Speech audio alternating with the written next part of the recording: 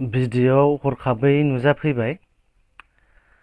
थाम्बनेलखौ नायनानै नोंथांमोना जेसेबां शक जादों आं बेनिख्रुइ बांसिन शक भिडिअ'खौ नायनानै। गिबियावहाय आं बड'लेण्ड इंखं टेलिभिजननिफ्राय निमाहा बिग्रोनाय जायो, खारन आं बे भिडिअ' क्लिपखौ बड'लेण्ड इंखंनिफ्राय लानाय जादों। फैबाय थानाय 2024 मायथाइनि लकसभानि सिगां भारतआव माने मोन 12था स्टेट बानायनायनि भारत सरकारा लाहार फाहार बे खोथाखौ बुंदों। दा बेसेबां सैथो बेखौ बुंनो हाया। जुदि गमामायैनो बड'लेण्डखौ बानायनानै होयोब्ला बेनिफ्राय आरो रंजाथाव बर' हारिनि गेजेराव आरो माथो दंबावो। बेनि थाखायनो रोजा रोजा सुबुंनि जिउ जोबबोबाय, सानख'नो हायै बर' बिमानि मेगननि मोदै। दा हसायैनो जुदि बे बोसोरथाम बोसोरब्रैनि गेजेराव बे जुदि जाफुंनानै फैयोब्लाथ' गोबां आरो बिनि माने खुसिनिख्रुइ आरो बांसिन गैया आरो।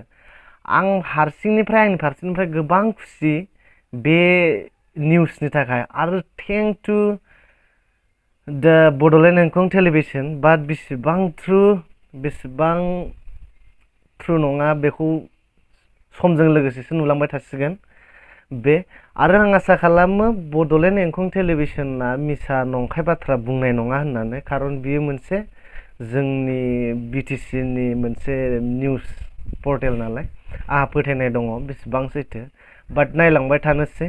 आरो मोनसे डाउटबो दं, दाख्लैसो साननैसो सिगां BTR जाखांनानै आरो दा बोरै बड'लेण्ड मोनगोन बे आरो। दा नोंथांमोना भिडिअ' क्लिपखौ नायलांबाय थादो। बिनिफ्राय आरो आं बुंबावनाय नंला, बे भिडिअ'आ बेयावनो जोबसिगोन। फैगौ 2024 मायथाइयाव जानो गोनां लकसभा बिसायख'थिनि सिगां भारतआव आरोबाव मोन 12 गोदानै रायजो सोरजिनो थाखाय मिरु सोरखारा लाहार फाहार खालामदों।